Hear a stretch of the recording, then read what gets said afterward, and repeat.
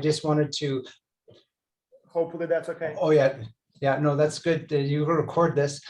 This one's important. There's one person who has yet to pay for participation. You know who you are, so I'm not going to single you out. But please, since this is the last day, I guess it's time to send in that money. So, and then now, I guess, on to the content of today. We're looking for people to step up and present what you have for your group, and we'll help you if we can, but we'd like to see how you've progressed through the last 10 days or so. So who wants to begin our journey today? I can go. Please, yeah. So we'll go with paper by paper, and the goal is to tell one more time sort of the final storyline or the final narrative, and then how far the team progressed, right? And then maybe get some quick final feedback. And so are we limiting it again to 15 minutes or so? Yeah, I think we really have to do 50. I know some teams maybe don't have a lot to share, so you can take some of their time, but let's try and shoot for 15 minutes apiece. I have to go on the hour, so carry on after the hour without me if we go over. Okay, please, Sandra. Okay, so well, we did a lot of change in terms of what we presented last week, because we haven't found correlation. So it was a big journey, you know, digging in the variables and all that stuff. However, we believe the coping skills, it's something that we want to discuss later with you guys. Vas, maybe you can do something about it. For data, So I will collection, you mean for going forward, you mean, right? Yes, exactly. And if I may, one more thing just for the record, so we have it, while the person is presenting on behalf of the team, can someone from the team maybe put sort of the current name of the project, if you have a title, and the list of people who is on the team? I have my records here from the last week, but I suppose some things have changed. So just so we have a good record and can look at it later. I can put it on the chat. Yeah. So for the chat, so if you're on the same team, I guess Zandra would be presenting, no need to bother her, but one of you could do that. Okay, great. Okay, then let me, Vas, can you give me access to share? Oh, yes, my apology. Yeah. So it should work now. Yes, please. Okay. So let me put you guys here. So that's the main change that we figured out last week. So we worked a lot with that, and we're still keeping our gender point here, but this is gonna be something that we need to test more. So we believe the number of female in the team will affect the frequency of conflict. And we are using the 3 types of conflict: interpersonal, process, and task, because we found correlation in terms of the type of communication technology that you're going to use if you are facing one or the other type of conflict.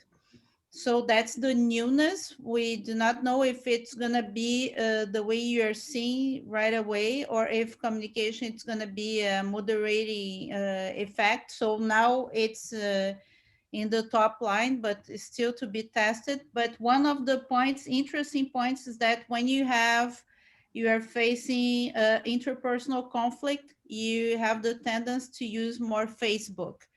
When you are having a task conflict, you're going to use more phone. So we want to know what's going on with that and how it will impact, of course, in the team satisfaction, which we also find something in terms of the satisfaction with the project.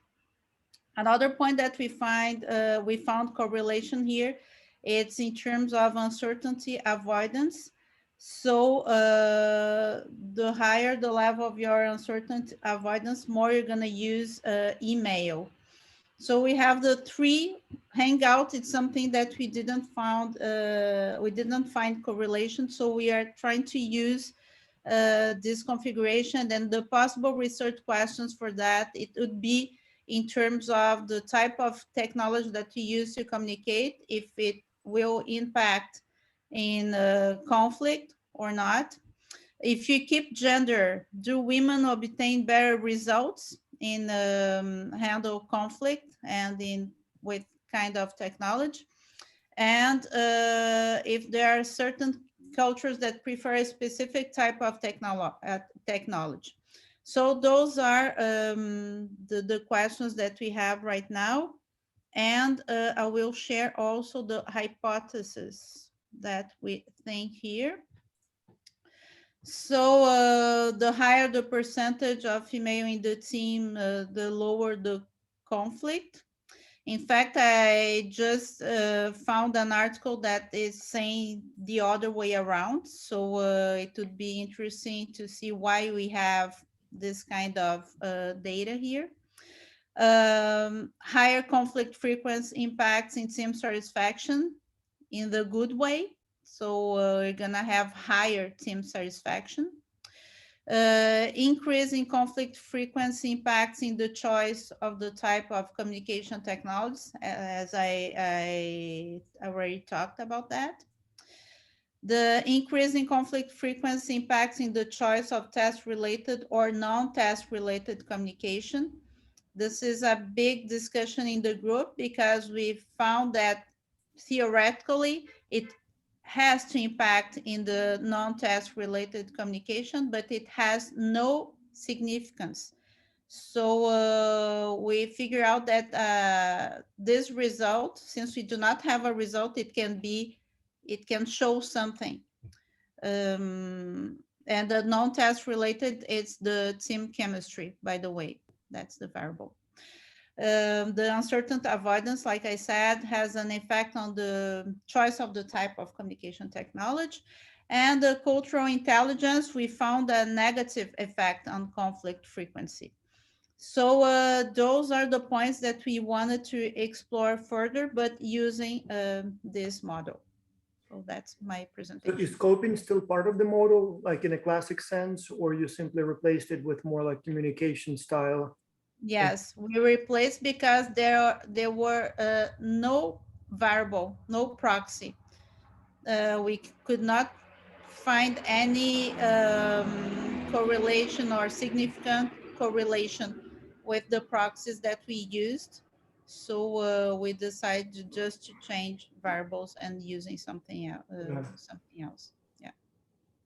So yeah, moving into the next semester, if you do have either an existing measure or if there are some specific behaviors that we need to monitor to sort of to capture that coping, so maybe we can collect the data this semester. Yeah, in fact, we found a scale that's measuring coping skills and with questions and all that stuff. So maybe we're gonna discuss not today, but in a few weeks from today. What can we do to put those scales together? Yeah. So that's it. We are super happy with what we found, and thank you guys for your support.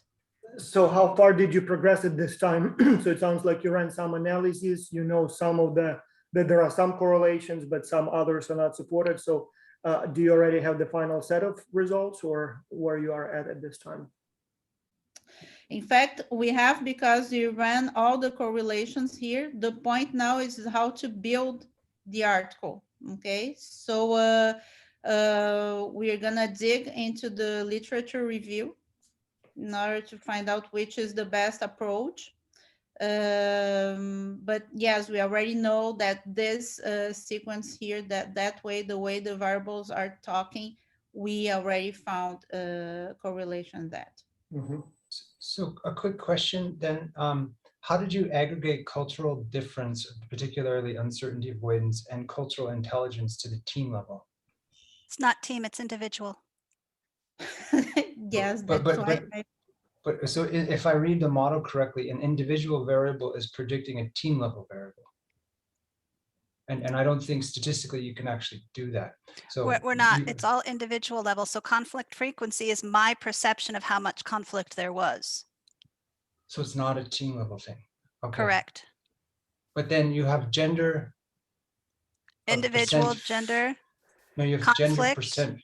Okay, but gender percent female in the, is this model not Oh. exactly up to date? Yeah, no, it's not, because it's just gender, not percent female in the team. Oh, okay.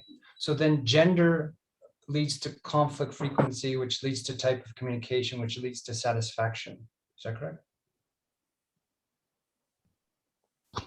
That's why we got in the correlation. So we're gonna change the team and the individual and yeah.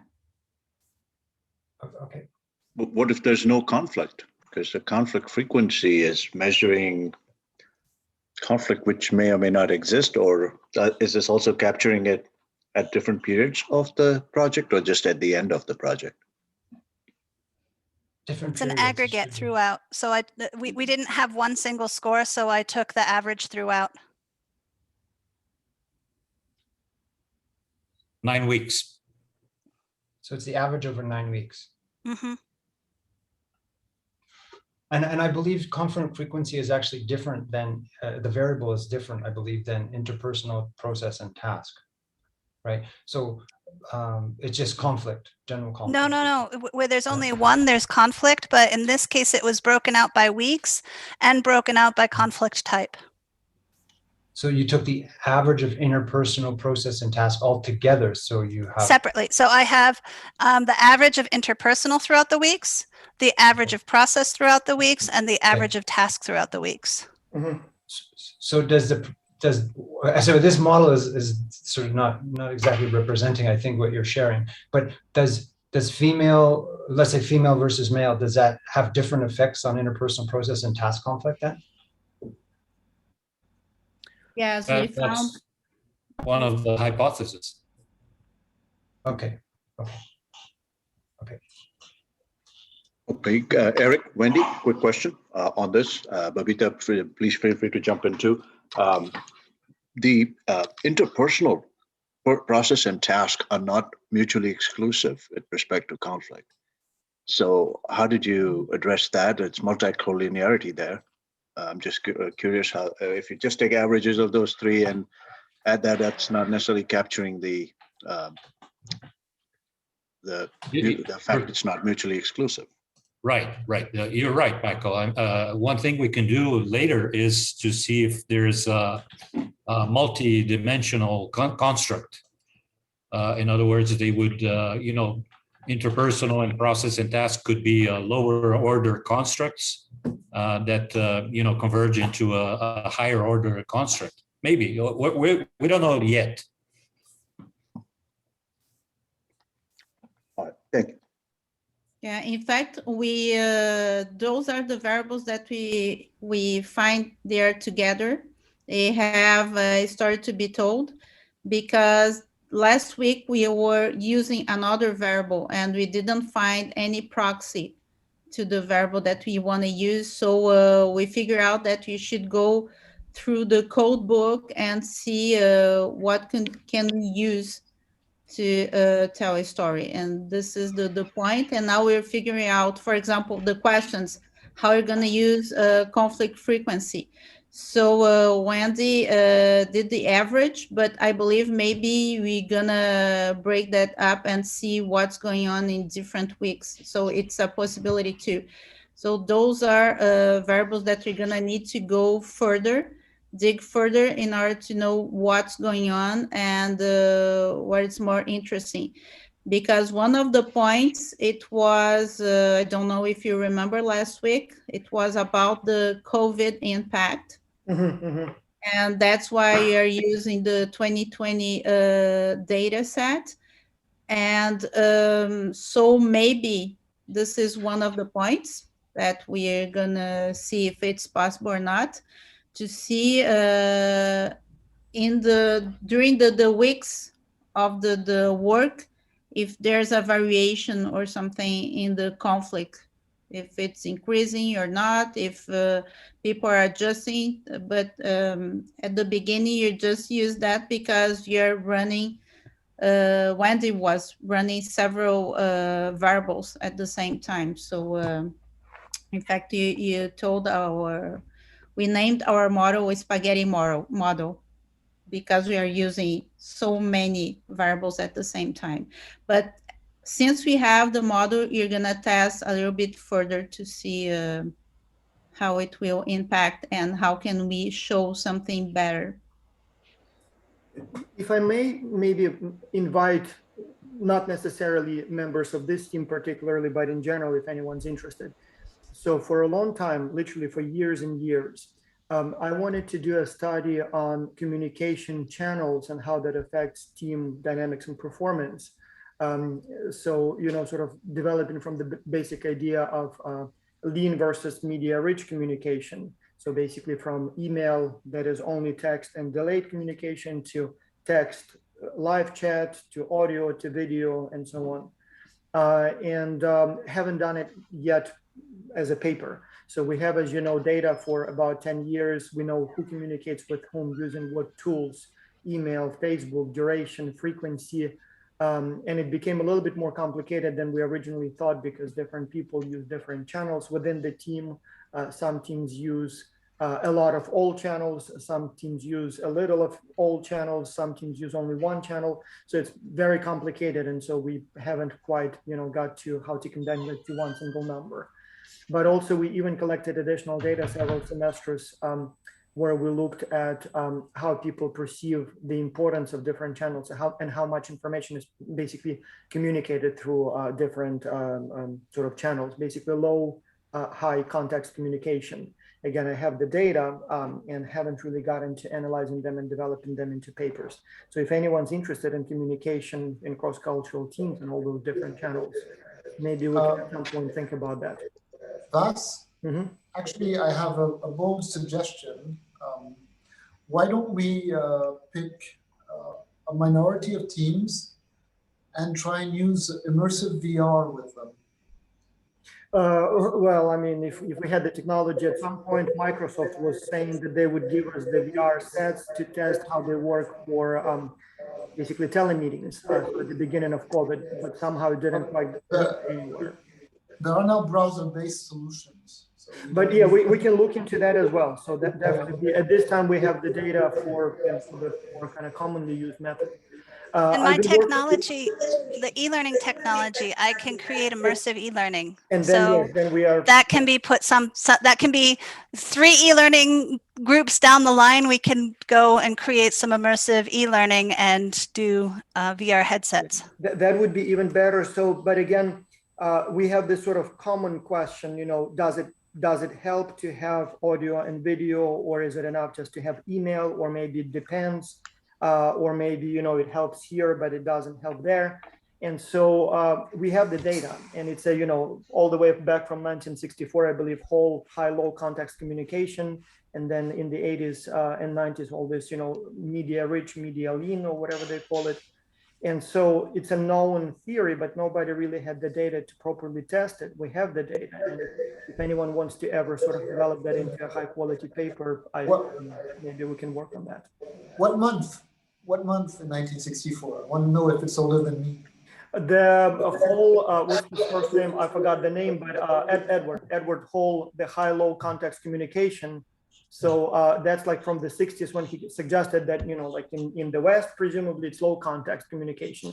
We say what we mean. In the East, it's presumably high context. It's not about what people say, but it's where they put you at the table, or who's present at the meeting, or all kinds of other things. And then from that, we developed also, you know, like, what is it? 80% of the information is transmitted through the, you know, intonation and things like that, which is probably not true. But in any case, presumably in some nations, people pay more attention to those things, and so you need to have video, audio. In others, it's only words. Maybe email is enough. So Buzz, I'm interested. Yeah, all Count of those me are in. old. Yeah, so all of those are old theories. We have data, as I said. We even have the data on how people perceive the importance of different channels in their culture for business meetings. I just never had the time to look at those data. And my partner, Bill Toller, a wonderful colleague, but now retired. He's like 80 now. And so it looks like, you know, if somebody doesn't step up, and glad to hear you, Wendy, I'm afraid that it may be many more years before we do anything with those data. I actually started looking into exactly this a couple of years ago when I was still in Thailand. So it would be nice to pick that up again and start going into media richness, media synchronicity, and high versus Yeah, low context culture and the asymmetries. richness of how people communicate. I'd love that. So Yeah, count me in. asymmetries where, you know, two people use Skype, the rest use email. How do you condense that to the team level? So yeah, okay, well, we'll talk about that more. And I see a few more hands. Just remember that we have those. And also for this team on coping. So I see you put communication there. So if you wanted to do it at kind of, you know, at a more Yes. sophisticated level, we have the data and we may just need to separate, you know, talk about that separately. Okay, That's great, Paz. And by the way, it's those are different papers. The VR and the other talk about the communication and the scale that we have. And if you think in terms of VR, I might have a Canadian company with the technology that we can borrow from them. That would be very cool. I mean, if we could get the technology, or if there is a way to incorporate it in existing technology, I mean, yes. So Okay, can I ask for my team to go next, the second team that we're on? Justin, I know you're trying to move us forward. Yes, right. And Good job, Wendy. job. I Yeah. have to leave on the hour because I have Okay. dog training today. So if it's okay, can I take the next one? Well, first, before you do, I have to say it's the first time I see you in glasses. Great glasses. Now, good luck. Good luck. I'm learning with age. My eyes are failing me, so glasses are becoming a must. Okay, so I'm going to go ahead and share screen. Also, do we have a time limit per team? Well, we're supposed to, but we always break it. I'm going to try and stay within 15 minutes. So we have 3 topics. Our first question was, do females rate males more harshly? And the big resounding answer is yes, they do. In fact, it's not only males. Females just rate everybody harshly. They are more harsh than males. Males are nicer at their reviews than females are. So here you can see this is the gender of the rater. And you see pretty much across the board, this com average, okay. Pretty much across the board, males are nicer than females in their ratings. And these are rating the exact same team members. So males are just nicer. Now, because the data is not normally distributed, we also ran a Mann-Whitney. And we found a potential type 2 error in friendliness, because here at 0.073, we would reject it. But according to the Mann-Whitney, we should accept it. So according to the Mann-Whitney, the mean ranking would indicate that there is a significant difference. Moving on to, how do females rate other females? So are they just rating the males harshly, or are they also rating the females harshly? We looked, no, where'd it go? Okay, here we go, sorry. Scared me. We looked at how females were rating other females and males were rating other males. And you can see here, so female on how much they communicated, they said that they talked to the females less than they talked to the males. Males to females, they talked to the females less than they talked to the males. On friendship, we have that the females actually said that the females were more friendly than they said the males were. And the males said that the females were only slightly less friendly than the females said the females were, but they were at least nicer to the males. So they were slightly nicer to the males, saying that the other males were slightly more communicative than the females felt the males were. Looking at help again, we see female slightly higher than female, male, higher than male. So it goes on like this. So is it like a Flarkin effect or something like that? I don't know. But yeah, in fact, it's a substantial difference for male, female. So all of these were significant findings. Yeah, but also practically significant. Like I see that male, female, 4.4, male, 4.1. I mean, that's like a standard deviation difference. That's a big difference. Yeah. So in all cases, the females were harsher, but they were nicer to the females than they were to the males. They were harshest to the males. So then we did a regression analysis to see what was going on here, if there were other things that we could find. We brought in some big five to see if we had any mediating or moderating effects. Largely, we don't have any moderating effects. We do have a mediating effect, which is sort of like a no-brainer, so we're not sure how far we can take it. But what we do here is we have ratee gender, ratee rating. So the more female you are, the better the rating. We have rater gender. What do you mean the more female you are? The more females you have on the team? I thought it was like you are either a female or not. Or you are, but the positive indicates that there's a positive correlation. So when you have a dummy variable, the more you move towards one, the higher the rating. If it were negative. Yeah. Thus, unfortunately, you only asked the gender question once, so we don't know if anyone changed gender during the exercise. Well, that too. Plus, you can have all kinds of different subcategories. Yeah. Or they're binary. The one question I had, Wendy, was did you control for percentage male in the team? Because when you're looking at female to, when they're communicating, they're an all-female team, while the whole team, they're communicating with females, right? So we did this on the individual level, and I did not control for if they were on a team made up of largely females or not. It is on a list of things that I planned to bring back in later to see, have a maybe percent, see if there's, but then the question becomes integrating a team level variable into the individual level, but still it's on our list of things to try, so we can at least say we investigated it to see if there is something. Well, it's always because you're always nested in a team and with X culture data, right? So exactly, that might come up for a reviewer. Yep. One important question that Ernesto will probably ask sooner or later, did you control for any objective measures of performance? What if females simply do better? Would it be that they simply perform better and that's why they get better evaluations? Like, did you maybe control for like readiness tests or maybe some other, I don't know, English? I'm not sure if we have many objective measures of performance. But the score on English had nothing to do with it was, sorry, my dad's Alexa. So we did control for the score for English to see if that had any impact. But I will put on here to do a readiness check, all the things I want to do still. Yeah, I wonder if there is any other good measures in our data set that are not peer evaluated so that we can check, controlling for those objective measures of performance, because most of them would be either self-reported or peer reported.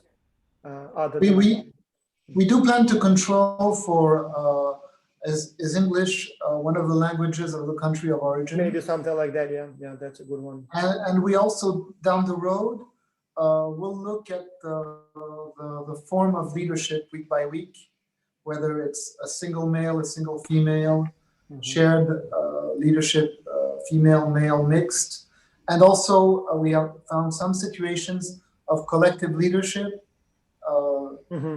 Female mixed, no collective male, which means everyone's part of the leadership.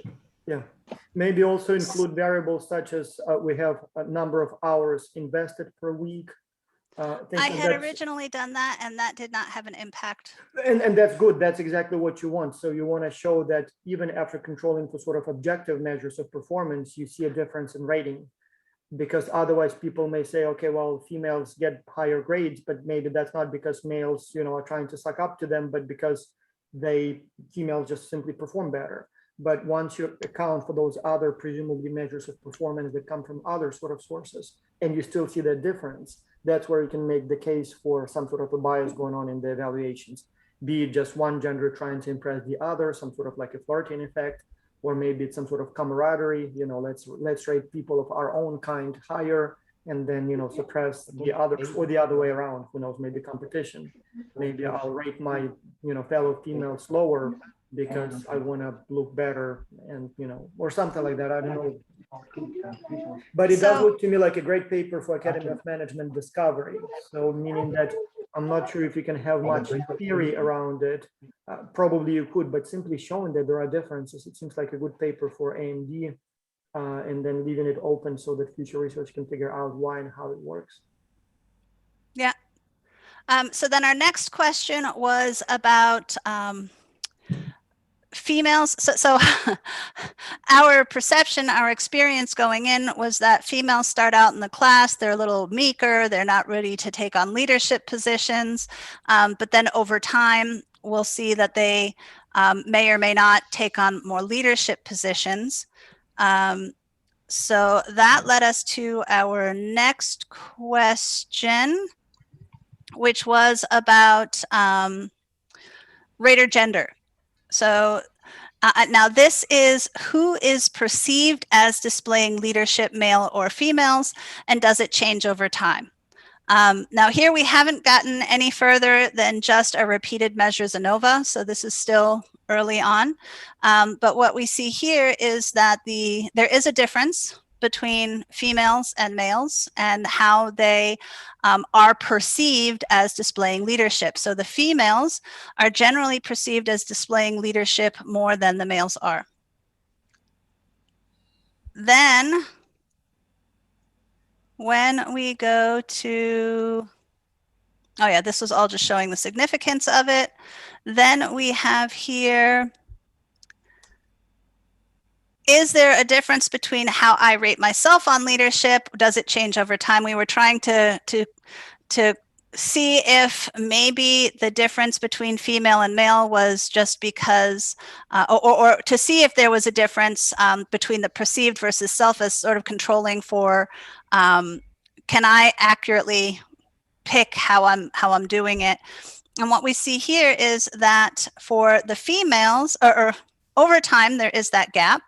What we see is that the males have this nice gap here, and the females too, but their gap is slightly less. So they have, I'm not sure if I can show them all on the same page.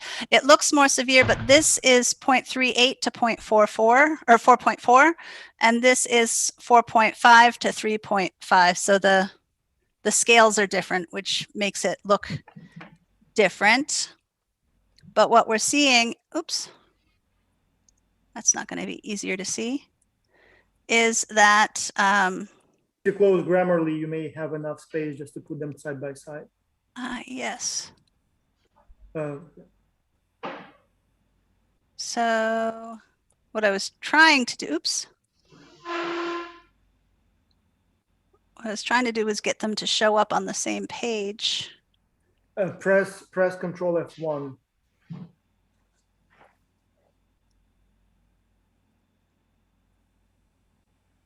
Gives you a little extra space. And if you press between the pages, it will remove the white space. Like simply click between the pages, double click. Ah, you are good, Vaz. All right, so here you can see the difference between who's perceiving their leadership different from whom. So what I want to do is try to consolidate this, and then we were going to do further testing on this to see what could be impacting this perception of leadership versus between self and between how my peers are perceiving me. And one of the reasons why self was important to us was because we're trying to understand, are women even stepping up? Do they think they're stepping up? Is there a difference between how they think they're stepping up? And ultimately, it does indicate that women do think they're stepping up, and almost as much as males in the beginning, but they're most certainly perceived more as stepping up in the beginning. So that's where we are now. Again, we have lots of things to, oh, those are all the significance tests. We have lots of things to follow up on. Actually, I needed to move this note. You see my list of things to integrate into our analysis. So that was number 2. Then we have a third one that we're going to look at the team level then, which would be leadership, and do women-led teams perform better? We're still trying to come up with a way to identify women-led teams. And the data has been challenging to pull together. I know we just got it from UVAS a couple of days ago, and now we're in the process of trying to figure out how we're going to integrate that into our data to determine the level of female leadership. And then we're going to try and run our calculations. So those are our 3 papers. You can see in order of how we listed them tends to also be the order of how it seems we're going to finish them. I almost see a 4th paper there. If you scroll up again another page. So this issue interests me a lot with those charts. Yeah, these here. So I'm not sure if you want to separate male, female here, but just the trend. I'm not sure if it's some sort of a confirmation bias or self-serving bias at work, but I find that amazing and amusing and perhaps even, you know, challenging that over time, so people rate themselves higher than they rate the team. So, or they're rated by the team. But I find it interesting that that gap grows over time. So people essentially over time start rating themselves higher and higher and higher, and team members lower and lower and lower. And so that gap grows over, you know, it almost like people have a preconceived notion and they only entrench themselves deeper in that notion. And so this might be the perfect segue into the group that's actually doing that. Oh, so there is a group that specifically looks at that? Yeah. There's a group that's specifically looking at that. So we're trying not to specifically look at that, because there's a group that is specifically looking at that. That is their aha. And we don't want to steal their thunder. So we're trying to focus on the male versus female aspect of it. Okay, so before we switch groups, Wendy, do you have a theory as to why the trajectory would change over time? Not at this moment. Yeah, so I was struggling to try and figure out why that would be. Because if you do, then you could actually create a growth curve, right? And then use gender as a moderator. And so then you would have the trajectory for both genders and then demonstrate that the trajectory differs. But you really need to explain what you're going to find. Justin, when we look at the dyads, we looked at the communication intensity between rater and ratee. Okay. And the closer the communication, the harsher the rating. So the theory is absence makes the heart grow fonder. Well, could it be the opposite, in the sense that I'm sort of frustrated with someone, so I talk to them more to make them believe what I'm saying and convince them that they're wrong? But that, I mean, the fact that the ratings lower over time is correlated to how much they work more with each other. So it doesn't explain the self-assessment that is clearly not shared by the teammates. But I guess it's when you're not when you have a distant relationship with someone, well, you're less lucid and more optimistic, perhaps. So Justin, I agree that a growth curve is in the future. And the theory behind all of this is in the future. It's just not there yet. No problem. But I agree with you. That is a direction we want to go in, to have that nice, really next step of analysis. We're just still getting there. I think I probably got us further with the first question than I did with the other. Yeah. So I'm hoping to step up and be able to bring the other two to fruition. And Wendy, if I could just add to that, I do think, Justin, that third research question could shed some light on that, because we might find that if female-led teams do perform better, there's that status of performance issue there, where I want to do really well and I'm expecting everybody to meet me on this. And when you don't, there's some harshness to my ratings. So I do think that the theory could develop itself with the third research question. And actually, that's a good point. So if you're struggling to identify female-led teams, at least two options might be every week who is given the highest votes, if you will, or highest average assessments from their peers. And you could do that for the most weeks the person has the highest, or if a person in fact always is the highest. Now that reduces the number of teams in your sample quite dramatically, but it's clear if the person always has the highest rating of leadership, and then you check if they're female, right? That person's going to be the leader for the team. Why not just take the teams that have a clearly elected leader and look who that leader is? Like we have, we know if they have one leader or more, we know who the leader is. For some teams, it's mixed and changes over time, but there will be over the, at least one semester, there will be at least 100 teams with a very clean separation. And so you don't need to have thousands of teams, right?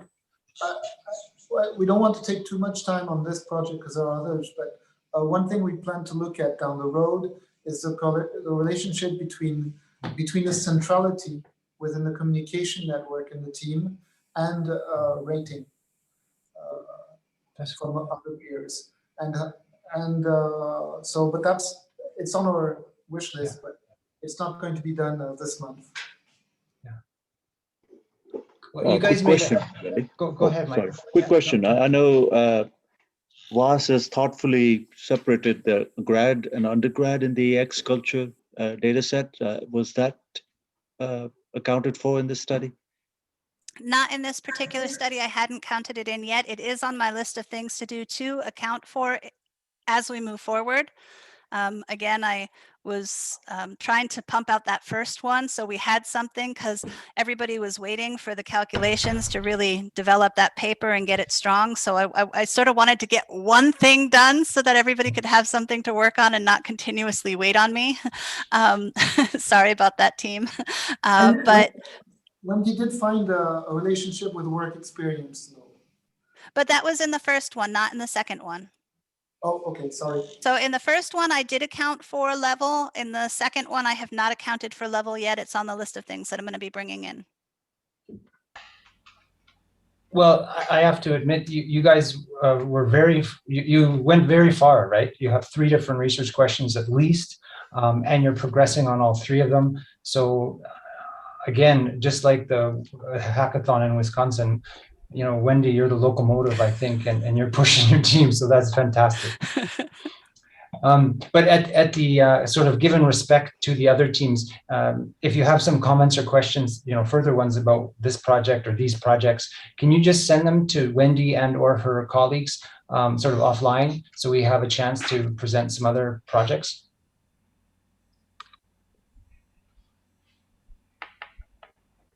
So who wants to step up now after Wendy has shown that she's accomplished so much? I'll quickly go through it. I think, yeah, because I don't really have a lot, I think, to cover here. Let me just quickly show you. This is the model you saw on Wednesday. So basically, we're looking at CQ and how it affects performance through conflict. I think the difference between what we're doing and the other team is that we're looking at the gen, yeah, I think it's pronounced gen, construct rather than frequency. And we looked for a moderating effect of diversity, and we didn't find it, but you can see there's actually a direct relationship with process and interpersonal conflict, which I think is interesting. So we'll probably keep that in there. What else do I want? What is gen? What's that? What is gen? You said gen? Gen is the original scale that you used to measure conflict. So I think she wrote the paper in 98.7 or something like that. Mm-hmm. This is a paper she wrote with some colleagues in 2010 that has a model very similar to ours. The major difference, as you can see, is she didn't have CQ in it. So we saw this when we were going through some of the lit review, and we thought maybe we can look at this. You can see here I've got trust and maybe commitment. I don't know if we have a measure of respect that we might be able to put into the group atmosphere, kind of like the team chemistry variable that we have, to sort of fill in the blanks. What we found interesting about this model is it looks at both the group level, as you can see here, and the individual level with this mean conflict. But the argument they make is that conflict asymmetry, as you mentioned earlier, Vas, about asymmetry and communication and stuff, has an effect. In other words, some people in the team might perceive the conflict level higher than others, and that doesn't necessarily match up. And that asymmetry has an effect in terms of its relationship with performance mediated through, in their case, social processes and stuff like that. And so that led us, we actually have the paper sort of going here. Originally, our hypothesis, conflict mediates the relationship between CQ and performance. And basically going back to the model I just showed you from the Excel file, some other hypotheses.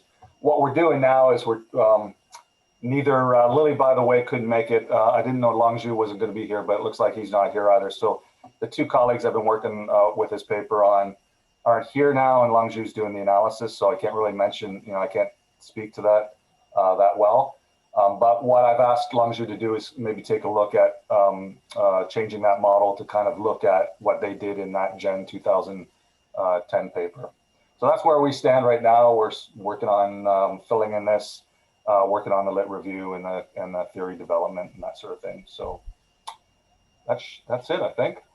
Okay, so what's your biggest challenge right now, and how can we help you? To do the theory development.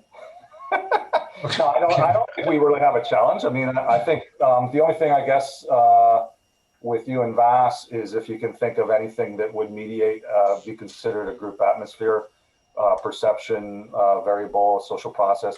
Essentially what they're saying is that the conflict asymmetry affects the perception of group atmosphere, maybe team chemistry.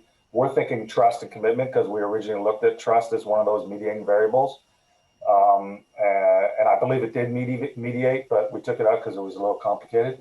We might put it back in there. So that's really the only thing, is if we were to replicate this model, we maybe look for some mediators that fit here that we have in the data set. And Bill, so you're looking not at conflict sort of average, you're looking at essentially standard deviation of perceptions, right? So how differently people perceive presence of conflict? Well, once we saw the Gen 2010 paper, that's what I've asked Longju to do. He did an average for the analysis that we've shared with you. But yeah, okay. we're going to look at the standard deviation because I think that makes more sense. It looks like two very different issues. I mean, obviously the level of conflict can have a profound effect, but also when you have a team where some people think that there is a big conflict and others think that there is no conflict, regardless of what the average level is, that may be a whole interesting issue to look at. And the two probably will not even be correlated. Right. Yeah, that's kind of how their paper sort of looked at it in terms of different perception. That's why they have perceptions here in as one of the mediating variables. It's also interesting. I'm not sure Mark will probably come here with his social network analysis, but I also imagine that you can have different combinations, like where it's like half of the team think there is a conflict, half don't, maybe like 5 versus 1, or maybe, teams where everybody thinks there is a conflict or nobody thinks there is a conflict. And so those may be very different sort of types of situations with, very different effects on the team performance. Yeah, that's why I put in the chat box about communication to the last group, because maybe if there is no communication, you don't perceive any conflict, right? And that's one of the reasons why people have. So yeah, this is the original that Longju has actually done. We didn't take into account standard deviation in this model, nor did we take into account some of the other things that are in that Gen paper, because he had done this before we found that Gen paper and took a look at it. So every time you aggregate to a higher level, you kind of, I don't know, open up a bag of worms, right? Like it's sort of not sure how to do it. So you have mean, you talk about standard deviation. Another way is max minus min or some kind of, range. Because if you always have an outlier, that'll show up more so with the, max versus min than these other things, right? So you just have to play with it a little bit to see which one either works or makes most theoretical sense for you. Yeah, that's originally what we were going to work on with this model, is to sort of try to replicate some of the things that were done in Nicole's paper that they published in JBR with Vas just this year, where they used min max, and they also used, I believe, standard deviation. They also looked at the leader. We might not use all of them. The other thing that Longju is working on is to do that bottleneck analysis, which he hasn't done yet. But if we can replicate that, which is also in that paper from JBR, I think that would be good. But yeah, this is actually all at the team level, the model that I'm showing now, and that's the one that we've done so far for the Xackathon. We're thinking maybe on seeing if we can replicate that Gen paper, whether or not that would fit. Lily's the one that brought that paper to my attention. So in the back of her mind, she might have had a different thing. So again, since she's not here, we can't really delve into why. But I think it was because it would be easier to make the theoretical arguments because Jen has already done that from that paper. And of course, our contribution will be adding the CQ element to it, the cultural intelligence element, and the GBT as well. So that's that. If anybody has any comments, otherwise we can move on. So to bounce back on Vas's comment, which will probably be the last thing I say today in this forum, I think trust is very hard to model, just like power, even in a network model. But if we ask specific questions about trust in the future, we might reach some insights, but we'd have to design a specific survey for this. Yeah, I was a little reluctant to use the trust as well, but when we were looking at trust, we were also thinking on doing a longitudinal thing. So obviously we would look at conflict. How much conflict did you have in T=3? And then what was your trust level at T=4, with the assumption that obviously conflict could affect the level of trust for the team, right?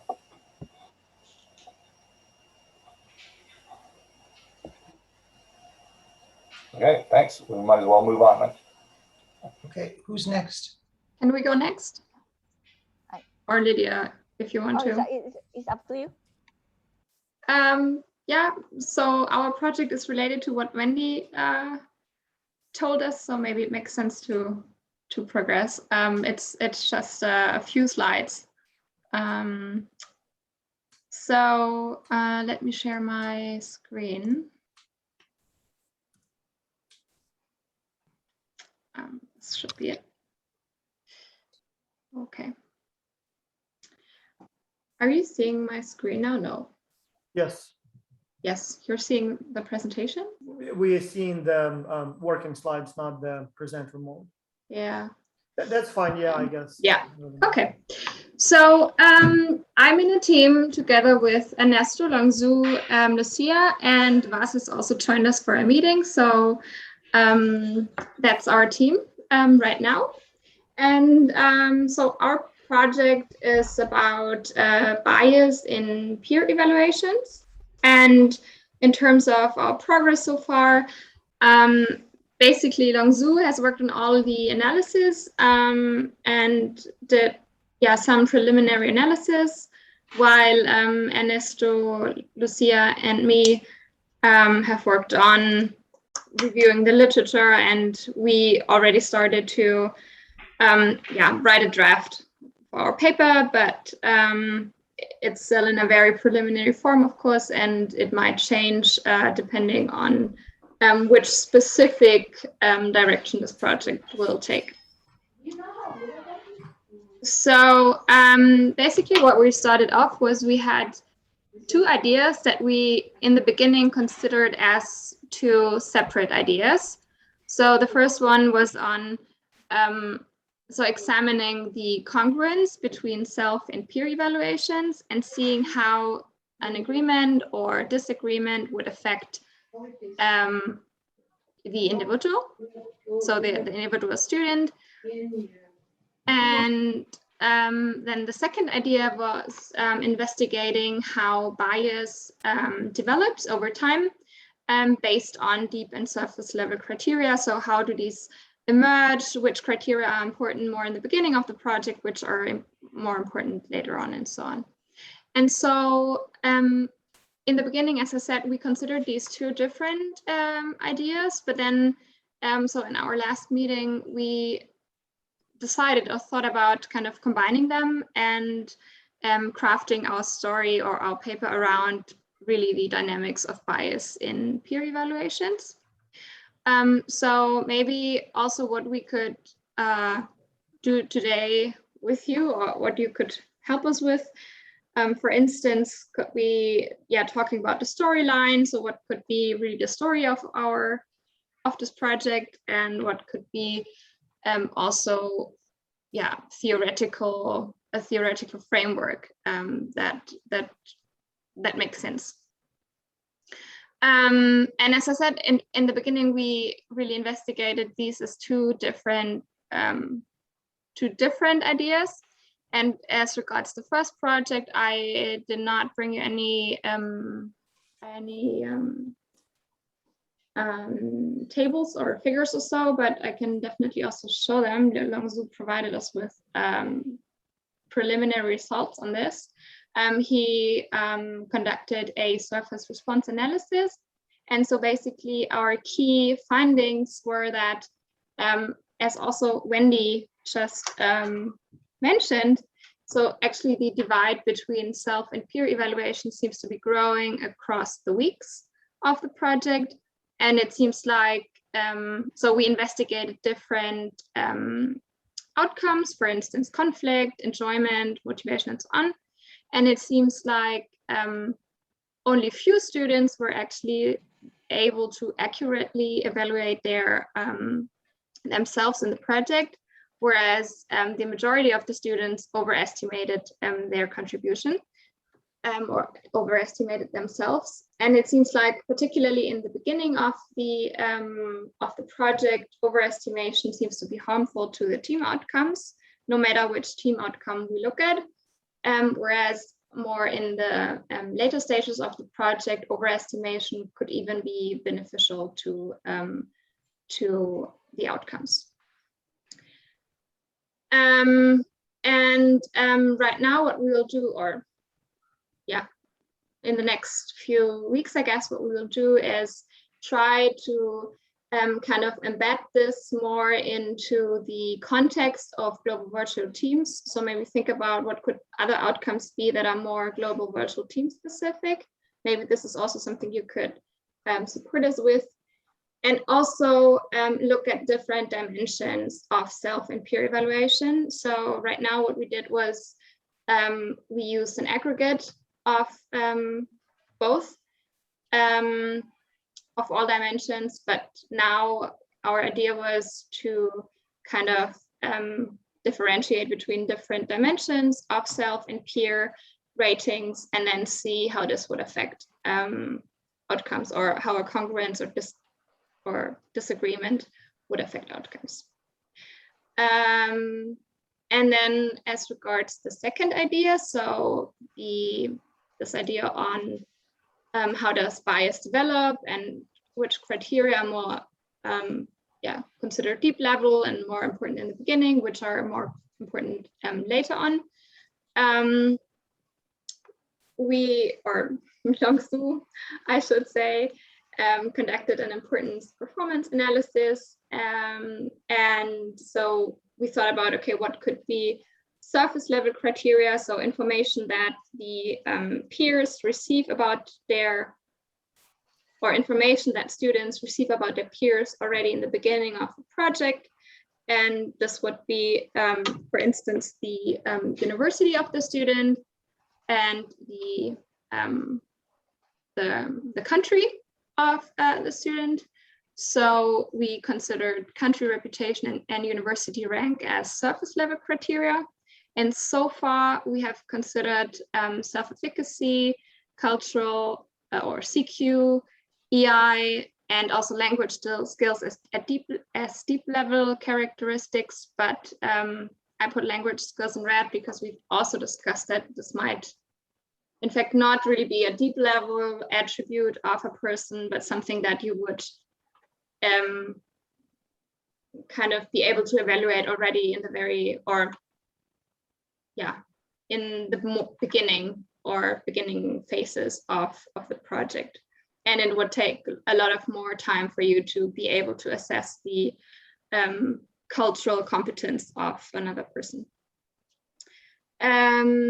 So here you can see, so this is just kind of an overview of some of the preliminary analysis. And you can see that we kind of really investigated the importance and the performance of all these variables over the entire project duration. So from week 3 to week 9, and then overall, or at week 9. And I would say that, like, the key findings are that, in fact, the performance, so this is what you would see on the x-axis, decreases across the weeks or over the weeks, and that deep level characteristics such as, for instance, CQ is becoming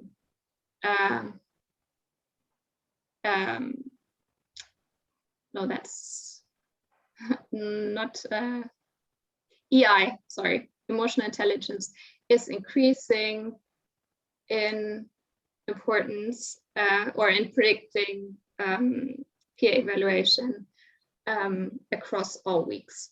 So these are just very preliminary analyses, and we kind of, as I said before, need to also check other deep level variables.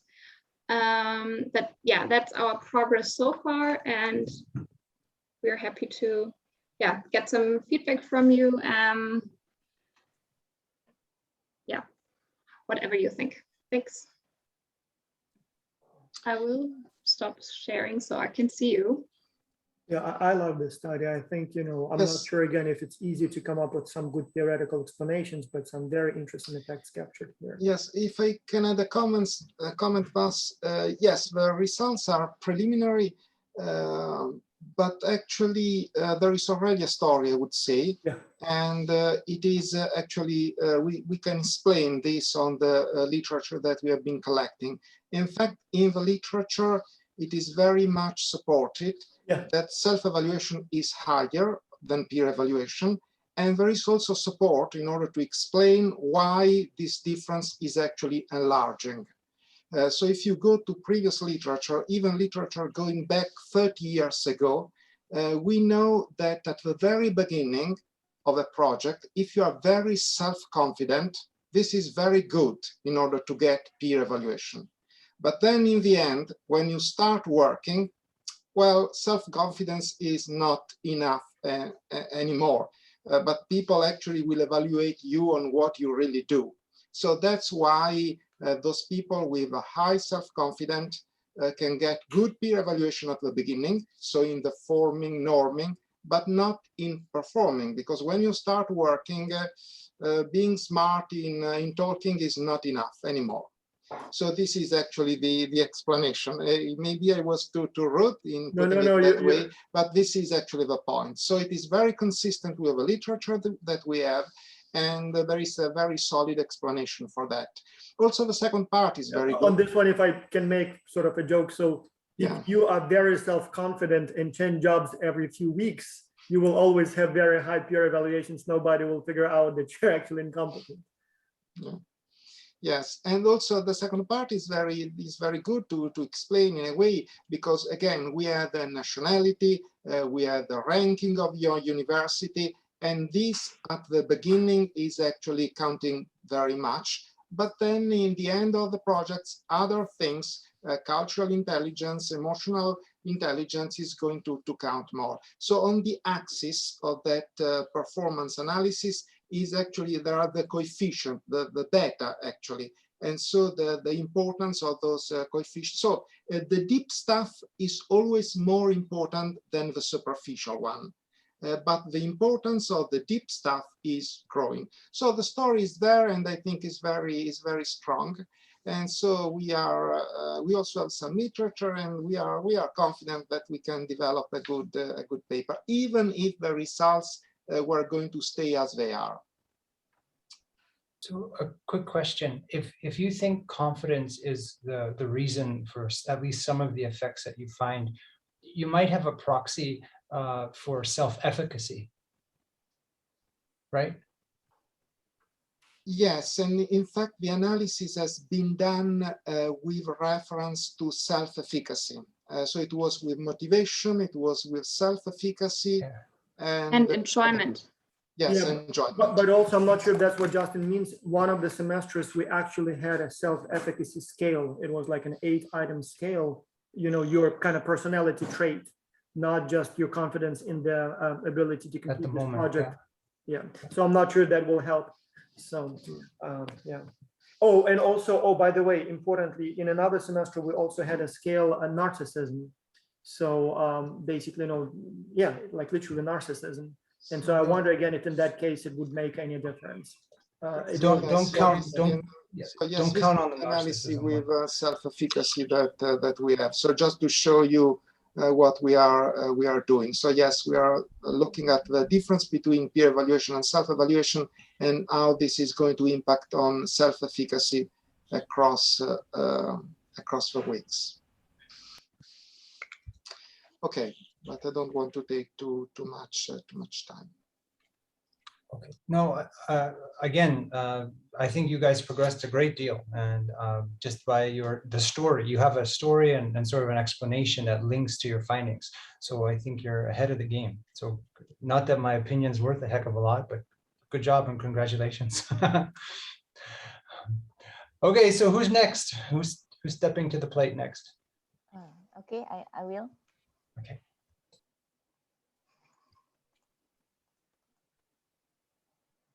Yeah. Yeah, answering to a first question related to the communication media. Actually, our team previously our team want to research it, but then when Faz mentioned that it's quite complicated, and then lots of things going on in our plate, so we drop it. But the thing is, it's good yet to hear Wendy pick it up again. So in here is what I want to mention is this is the story that we want to convey before, that high CQ only work if using rich media, and we plan to at the time we plan to use Bucker's new CQ. Yeah, I will try to take a look at this lit review in a couple of weeks, and yeah, if I found confident in this one, I would love to support Wendy on the communication media richness versus lean. So yeah, this is just a thought on this one. Then, oh yes, and the X culture data for this one, yeah, it will be using, because if we want to use this Bucker new CQ, then we should use the X culture data from 2019 1A. So this is our latest discussion with Longsu. Okay, so moving on to the our upcoming research. So the update is, yeah,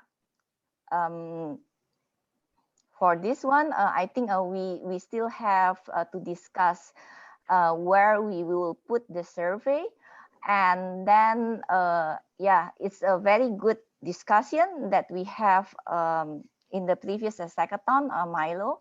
But it seems that from Justin's sharing, we really need to pinpoint and discuss where should we put the first survey, whether this one in is coded by week 4, although it's not really week 4, as explained by Faz before. That's for the new data collection, right, Lydia? Yeah, this is for the new data collection. And since Justin also mentioned that it will be something like this, the curve. So I just want to ask your opinion. Should we run another additional survey in here, just in case if we survey too soon in here? So we still have to do another thing, because what I've seen from the experience in gender, when Mark is doing the social network analysis, then yes, it's quite complicated. So if it turned out that we conduct the survey very early, then there might be some bias on that one. So it's better that we conduct three survey, if you are okay with that one. Otherwise, we will really discuss this in our team and carefully look which one should we put in here, whether it's in week 4 or coded week 6. Yeah, so what do you think of us? Do you think that we can have another additional survey for this one? A third one. Let's look at this. Let's look what other data requests. But yeah, we should be able to figure out something. Okay, yeah, thank you. And then the other thing is, previously, thanks a lot for your input. Yeah, so basically what predicts who is the energy spark? So it will be the person who received the highest point through the Owen's 5-item measures. Yeah, Mark. And then the other thing is you also mentioned, can we add like the moderator, like a personality profile? Yeah, actually that's a very good one, but but then it's also required another effort because we also need to put another measurement to create for this personality profile. But yeah, this is also to show that there's lots of things that we can do once we have this relational energy measurement set up in our upcoming data.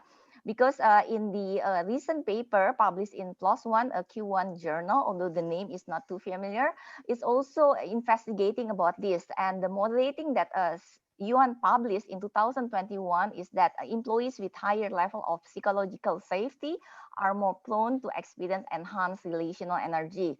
And then why we haven't really done another team meeting, because right now we are still waiting for article from the Academy of Management. Right now, Michael is trying to get it for us. Once we've got this, we will distribute, and I think we can learn more about this. This is also related to relational energy, is also with the moderated mediation model of leader-member exchange on job satisfactions. Yeah, so yeah, and then you also mentioned with CQ. Yeah, if that's also why previously Michael mentioned that yes, that's in our model, but at that time we drop it because you mentioned that it's too sophisticated. So it's good that in your email you mentioned that why don't you put with CQ, because that's actually what we wanted to do. So this is what you have before in your previous research with Richter in 2021. So we kind of want to adopt this model 1 and model 2 into this. But then, yeah, we also need another discussion with Mark whether this will be too sophisticated or not, because there's really lots of work that need to be done with the social network analysis. Because once you implemented the social network, then you would know the distribution energy, and then you can answer lots of questions. So for example, this is also another research from article from Mark. Yeah, Mark referred this article. So for example, this is the hypothesis that can be developed from the social network. So it's also the same thing, yeah, like what's all the questions that you put in your email, like this can be answered by applying the social network. Okay, and so in short, can we have the NCQ for the upcoming one, the upcoming survey? Because if we can have it, then okay, that's good.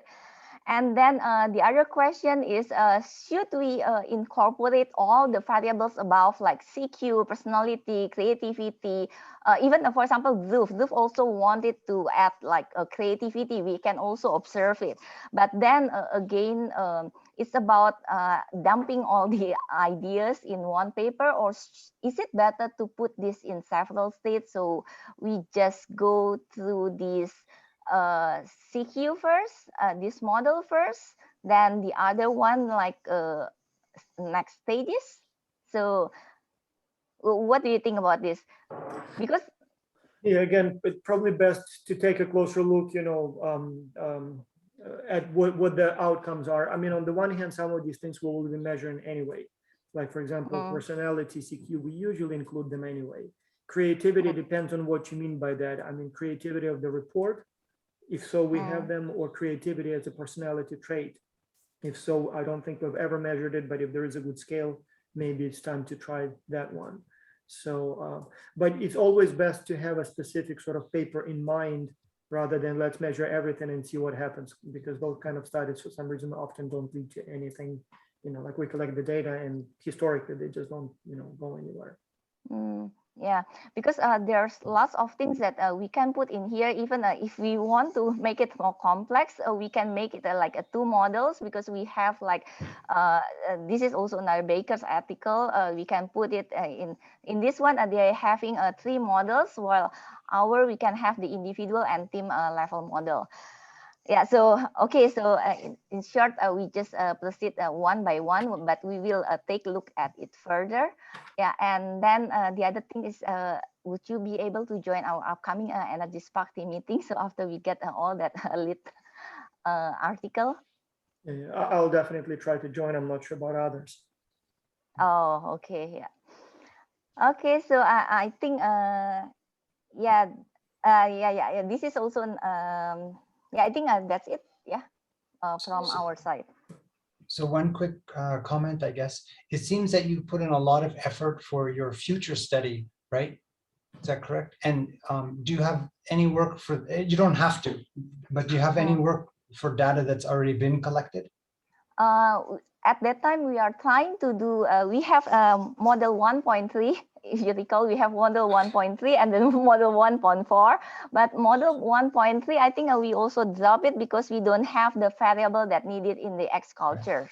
Yeah. Right. So, and at that time, I am also working in the gender.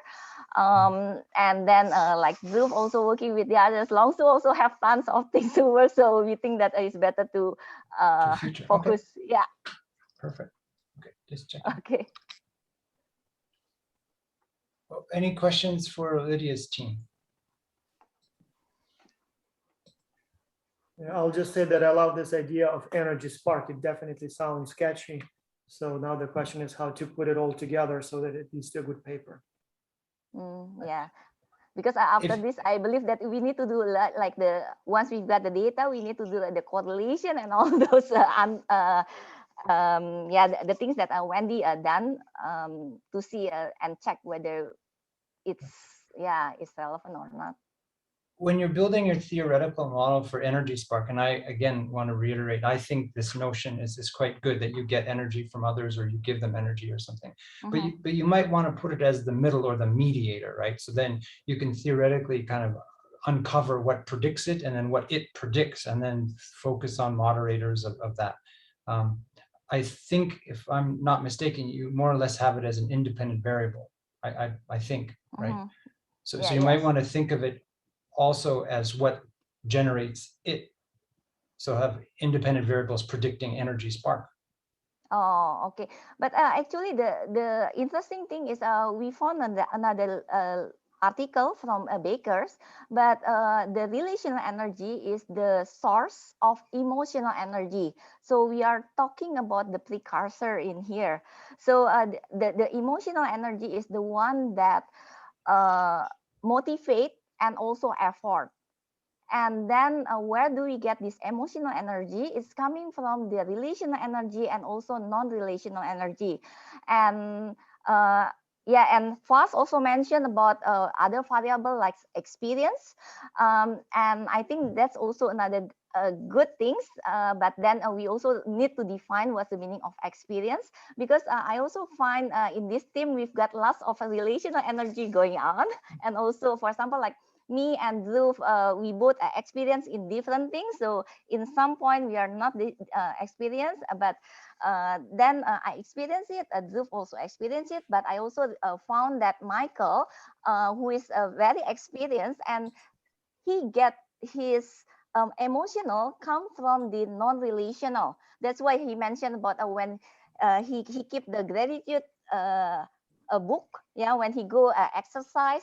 So yeah, I'm trying to find what the thing that generate this energy spark. But what I found is actually this is the thing that motivate the emotion, and then this emotion is the one that give people the motivation and also make people do effort.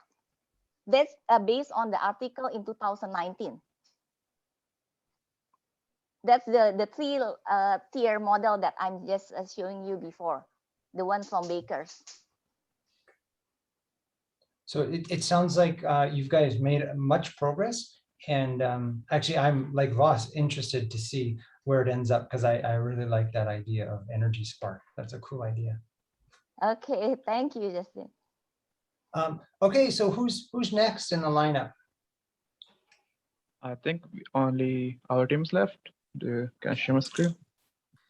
Justin, while the guys are opening the slides, for Ernesto and for Wendy's teams, with all that, you know, separation over time in self versus peer evaluations, I wonder if it's possible to come up with a good name for that as well, like some sort of like split equilibrium. I don't know. I'm not sure what the name would be, but if you could name it in some way, I think it also would make the paper catchier, and then people will cite it more. So seems like an interesting trend that needs a name. So our team is D3EJ. It's just a random name because we are David, Dhruv, Doug, Edward, and Justin, and we are working on 3 research projects. First one is the bias in faculty evaluation, the basis on which we were subgrouped. And the second one is influence of faculty on students' performance, motivation, and willingness to lead. And the third one is impact of team gender orientation and power distance on team performance. And coming to the first one, and the status is that we have done the initial literature review and documented the theory and identified some of the independent and dependent variables. The blockers is that there is not further data to proceed, like there's not much data that we want. So the action items are that we are going to prepare a faculty survey and request to conduct the survey in the fall semester this year, and then perform our data crunching and write-up. So for now, this is what Edward and like everyone in the team were able to come on to consensus that there is some kind of moderation of the cultural background or the faculty's experience, education level on the way they evaluate reports. And there are some theories that Edward came up with through hazing 2006 paper, which is also a cool idea to dig into. A second project that was like instantaneous after discussion with Vas, it's on how the faculty can influence the students' motivation to lead to performance in the GVT. So we were able to identify some of the independent and dependent variables here as well. The literature and theory are under process. The blockers is that we don't have the latest data for student performance for 2021 AB. And because we need that to proceed with the correlation and regression, then we can go ahead with our data crunching and write-up. Was shared us with some of the survey that was conducted on faculty, and there are some interesting variables like how much they are into the or how much they're intervening with their course, the impact of the teaching method. Are they doing some actual training?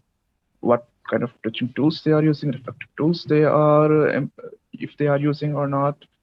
What was their purpose? Is it like they are doing it for universities' reputation, or it's because they want their class to learn something new, their class size, and this entire variables, we will test it on individual level or a team level, leadership, creativity, motivation, on report quality, and that's our second one. This is our third project, which is 75% complete thanks to Justin. We already had the data analysis completed. We are working on literature and theory building, and Doug just texted me on the chat that he's the good thing is that he is able to find the literature for explaining the causal effect of Justin's finding. So it's how the power distance. Give me a second. Let's see the entire screen right now. Okay. So how the power distance is increasing and overall team score is also decreasing. Like how when the power distance increases, the overall team project the score increases. And when the masculinity increases, the team score decreases very significantly. So that's interesting finding, and that's why it's not easy to find like the exact theory that explains the causal effect for this analysis. Moving to the next two. Oh, that's all. I also had some slides on our timelines, but it's only for the team. Well, it's definitely the best design slides. What software are you using to present? Because it doesn't look like Outlook. It's Canva. It's the one that we use for client presentations. Yeah. Yeah. I personally like the first one most, or am interested in seeing the results, how instructors biases and instructor evaluations. Again, that's something that has important practical implications for us. So very important to see why there are differences and do they explain anything. So. Any questions for, what did you call us? D3EJ or something? Yeah, I was expecting once they have the team name, I thought like, okay, now there will be team logo, team banner, T-shirts or something. Yeah, I was thinking of that, like maybe like D3 summation of J representing E. Guys, I don't have a question as much as a comment.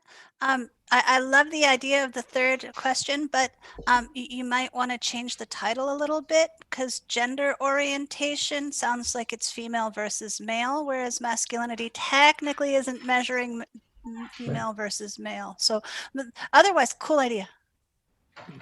But actually, just as a note, I found it and for this paper, but also I guess I'll represent the final group. I think there's only one more, and we also found similar outcomes there too. That in general, power distance and masculinity lead to terrible outcomes. Yeah. Right? Whether they're peer assessed outcomes, whether they're project outcomes. If you are masculine or you have high power distance, you're in trouble. So that's sort of the theme that I've now encountered more than once, like 6 times or something. So I've even seen it in studies about ethics where high power distance, high masculinity, and ethically speaking, you're in murky water. Yeah. So maybe that's a paper right there. What? Yeah, like that's the story. So, like just look at the effects of masculinity and high power distance. So yeah, do you have measures of competition? Because it seems to me, Dhruv, when you mentioned like why would higher masculinity lead to lower performance, it seems to me that might mean that there's a lot more intra-team competition. Well, maybe? So technically the questions in the masculinity scale. So it's the U scale. The U scale. So we need to look at, I don't recall right away the U scale, but the problem is that Hofstede sort of confused us when he called masculinity the scale that basically measures achievement orientation. So the items were there, like I always want to win, or high salary is important for me. And so now people, when they say masculinity, sometimes they mean sort of gender role differentiation or competition orientation. And so I think we actually do have the items there that are more about competition. But going back, we had a few semesters when we specifically manipulated cooperation and competition conditions. So there was one semester when we were ranking teams each week, and we're telling them where they stand. And there was, I think, 3 prizes of $1,000 for the 3 best teams. And so we wanted to see if inducing that a sense of competition would help. But again, I'm not sure here you're talking about intra-team, not intra-team. Yeah. But it might also play out in some way. So. Okay, so if there's no questions on that group, I guess I'm going to represent the final group. I think there's only one more group. And the final group doesn't have a lot. Our group hasn't presented yet. Oh, then you go ahead. I missed you. Sorry, please. Oh, okay. Yes, I'm sorry that Yang's not here and Longzhu. So I wasn't originally thinking I would have to present, but there you go. Let me do a share screen here. So Malika, that's you, Longzhu, and who else is on your team?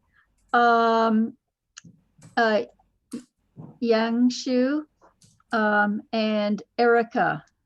Got it. I did put it in the chat earlier. So it's there somewhere. Yeah. Okay. So these were the original hypotheses, and this is based on an article from the Academy of Management Annals. It's a theory-based article. And so these hypotheses are taken from this article, and it's looking at how are multicultural experiences of the individual team members related to team creativity. There's been a lot of research. I did lit review for this project, and I saw a lot of research on the overall team's kind of multiculturalism and its impact on creativity. But I didn't see much in terms of the individual team members' background in terms of their international experience, their multicultural experience.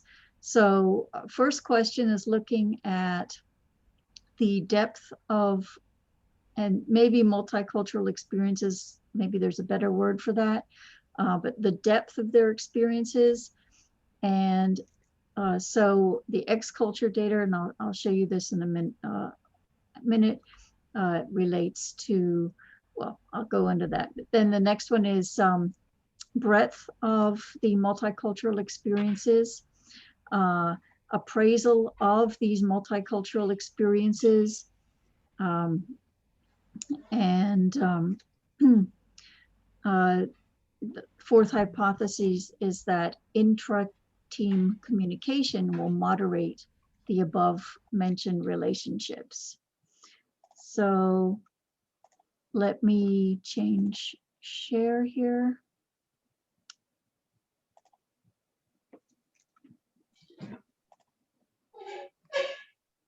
Okay, so what you see here are the X culture variables for breadth of multicultural experience and study abroad, tourism, work abroad, whether they identify with more than one culture. Sadly, we don't have the specific cultures data. That would be really great if we could measure, and maybe, you know, if we, as Lydia was asking for more variables in future study, maybe this is something for us to keep in mind too, is because looking at the cultural distance between the person's home culture and the international experience culture in terms of where they worked overseas, where did they go study overseas. So somebody from the US going to Canada, not quite the same thing as going to Japan or China. And we have those data. Last year, we specifically asked not only for where they, I mean, for experience, but also where exactly they went. So if needed, we do have that list. Oh, that would be great. Yeah. I think that would add a lot. Mm-hmm. How long? Oh, okay. So where, you know, all these different things, and also online. Here we are, depth. Okay. So how long did they work overseas? How long did they study abroad? What's the total time they've been abroad for tourism and the total time they've been abroad for work?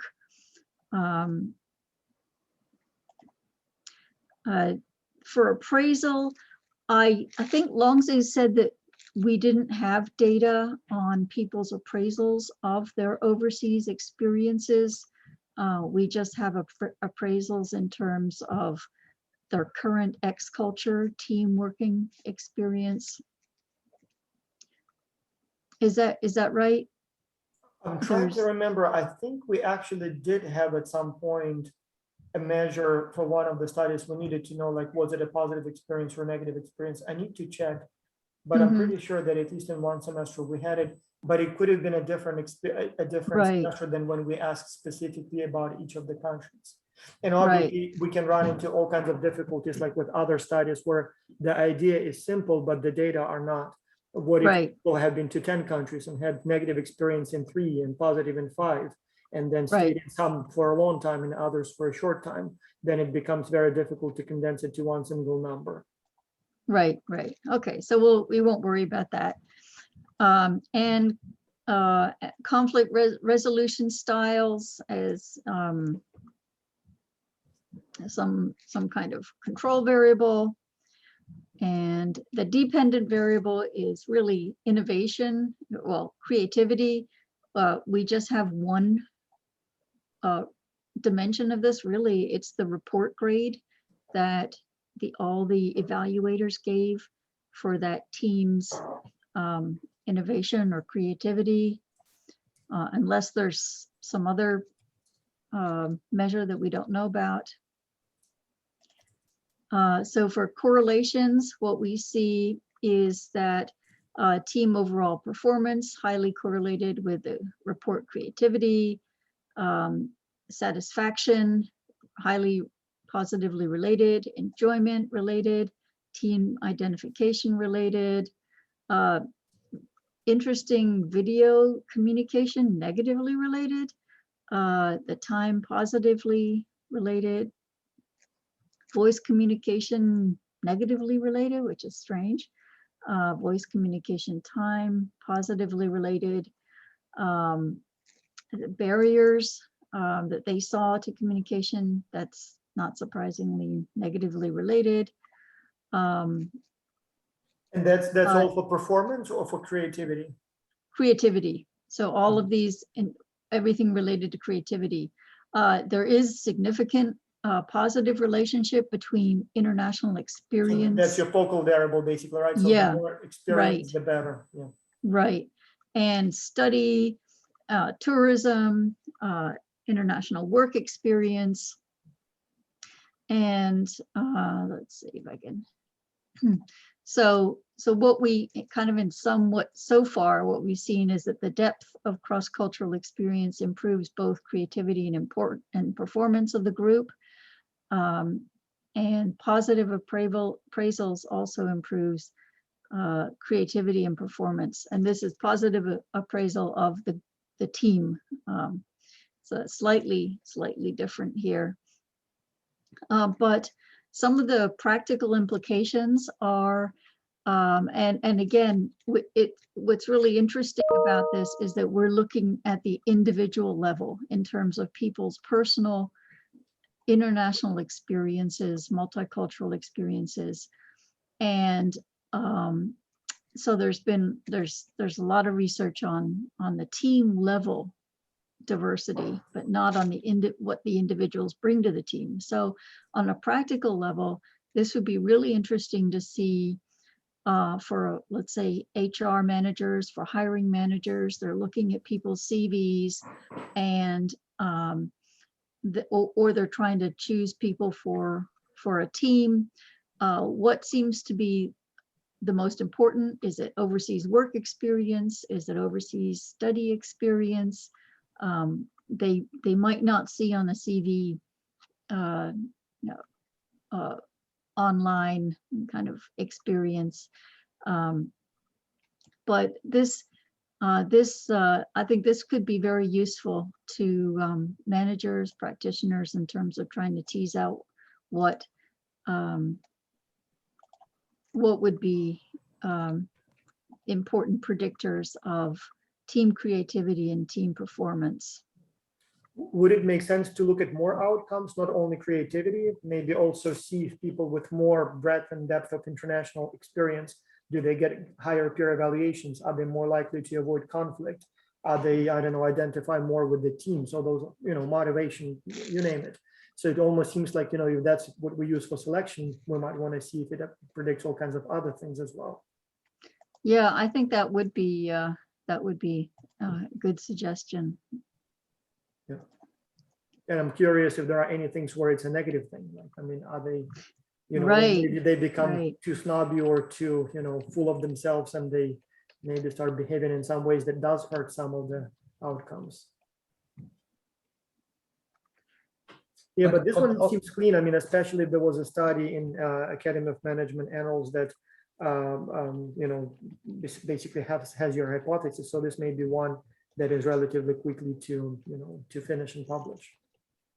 But also on the aggregation, right? Every time you bring stuff up again, you open up a can of worms. So I think you have mean now, but it may well be that it's the minimum, right? So Yeah. if you have one person without experience or without depth, that brings down the whole team. Like I don't know how you can Or maximum, maybe one experienced Yeah, yeah. person. pulls the Yeah, rest yeah. of- I mean, Yeah. we brought this up with Longzhu because he had just averaged everything, but Yeah. we have not gotten the results back. So since about a week Right. ago, I think he's spread thin over a lot of groups. But yeah, definitely. I mean, if one person could have all the international experience and the other people on their team have nothing or not much. So yeah. Yeah, maybe also it matters if that person is a leader or not. So maybe it is enough to have one super experienced Yes. person as a leader, Yes. and everybody else will respect and follow the command, or maybe the other way around, as Justin said. Yeah, and that's another thing that we had asked Longzhu to look into, because yeah, is it enough for the leader to have a lot of multinational experience, or can the other people on the team make up for it if the leader has a lack of experience?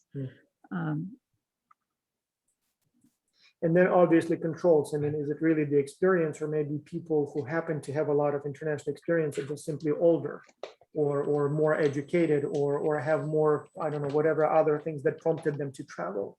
And so maybe just that's the true cause, not just it. Although for the selection purposes, I guess, as long as there is a correlation, we don't really need to worry too much about other things. But again, maybe. Well, something that I brought up was socioeconomic status. Yeah. In other words, somebody Yeah. who's traveled a lot probably has enough money to do that. Exactly. Or they come from a better, kind of more well-to-do family. But also the personality of openness Yeah. seems Oh, to play yeah. a role and predict almost all of those things, right? Yes. Yeah. And we have measures for that Yeah. Okay. Most semesters you have. for most semesters. Okay. Although something's telling me that it would be a socioeconomic status that is more important. I mean, I know many people who would love to, but can't. And the other way around. I guess, for the same cohort, there are enough people who can, and some do and some don't. So maybe that's the openness experience that explains that difference. But on the global scale, I kind of imagine that, like, for example, some people in Europe, let's say, first, it's easy to go to other countries because it's relatively close. Second, most can afford it. And if somebody happens to be born somewhere, let's say, a developing country far away, so it just becomes much more difficult to have that same experience. But then country actually might not be the what am I saying? The appropriate way of thinking about it, right? It might be physical distance. So for example, if you're in the United States and you go to Peru, that's going to be bigger than if you're France, you go to Germany, right? And that's a very, very good thing. So people kind of make fun of Americans, presumably they don't know much about the rest of the world and don't really travel. But so the United States is so huge, so that going from LA to, I wanted to say to New York, but yeah, going from LA to Phoenix, Arizona would be, farther away than going from the Netherlands to Germany or Belgium. Yeah. And so it also, it's knowledge, it's different climatic zones, is different, economic development. But yeah, so these are tricky and interesting things. Okay, but it's nice to hear that there is data in terms of the specific countries that people went to or studied in, because that would be interesting to see the cultural distance between the person's home country and where they've had this experience. Yeah. If I may complicate things with one more comment, we did a study once on the appropriateness of using country as a container for culture, so to speak. And so, because, some countries may not be that different, and sometimes culture may be sort of common for multiple countries. But so here also it would be a travel experience. So does it have to be at the international level? Because again, you take like Canada or the United States or China for that matter, you can see a lot of diversity within the country. And at the same time, if you go from the Netherlands, for example, to Belgium, I mean, is it really that different? Or to Denmark? I mean, better watch out with that comment. There they will say it's not, but what I mean is, like, I know that if I woke up, for example, somewhere, you know, in Benelux, for example, I wouldn't be able to tell right away what country I'm in. So whereas some parts of the United States, I can just look and, you know, at a picture quickly, I can say, okay, that's definitely, you know, Northeast or Boston. So what I mean here is that there may be a lot of value to some intra-national travel if the country is big and diverse. And so maybe, you know, but yeah, cultural distance could be one of those moderators. So, but is there, I mean, is there data for intra-country travel? I don't think so. I'm not sure. You know. Yeah, and for some countries, it may not, like, again, if somebody's from Belgium, I mean, the country is not really that big for intra-country travel. So whereas if you have, you know, the United States or China, I mean, these are big, diverse countries with, you know, populations of, you know, basically a whole continent. I don't know. But go ahead. Go. In the literature, there is a discussion about how the national culture is a rather Occidental concept because it comes from European researchers that identify culture to nation. But when you move towards other places, like in Africa, small countries have many ethnicities, many languages, and many times many religions. So I also think the same, that it's very difficult to talk about culture within countries. But we also have national cultures, and the discussion of there is a culture that is that is shared by all the ethnicities or religions within one culture. So they both can be influential, in my opinion. Yes. Okay, so it sounds like Malika, your team has made all kinds of progress, and I think it's a good sign that many people are chiming in with their thoughts, because that means they're interested in what you're doing, right? So all of that is positive feedback. And again, my opinion is worth nothing, but congratulations. It looked like you took some steps in the right direction. Thank you. Thank you. Okay, so I'm trying to think of any other team that has been omitted, and I think I'm on one that has, and it might be a good thing that it has been omitted, because we don't have a lot to share. So originally we were the status and or leadership team. So our storyline goes something like this. We were going to investigate status. We came up with some maybe unknown way that data was coded in a given semester. So over time, we overcame that. And then we I guess, went off to investigate something else. But then we ultimately came back to status because we overcame that problem. And we actually had 1 or 2 meetings and we couldn't find anything. So we got nothing to share. So I guess I'll be the potato this time and then say, sorry, this one's not working out, at least not in the time frame. So you were waiting until the end. I thought you wanted to leave the best for the rest. And yeah, well, I was waiting for the big reveal, like a whole 40-page paper, already accepted at AMJ. And yeah, sorry. Yeah, you don't have a surprise. You have a potato. So we got nothing to share for you. And we're actually going to meet in the next week or so and regroup and ask whether we should ask a different research question, go to a different semester, or simply resolve, give ourselves a pat on the back and adjourn, so to speak, and work on the other projects to which everyone is now a member. So I don't know what to say except thanks, team, for your effort. we really didn't get a lot accomplished on that one. So anyway, I think that sums up the project. On this optimistic note.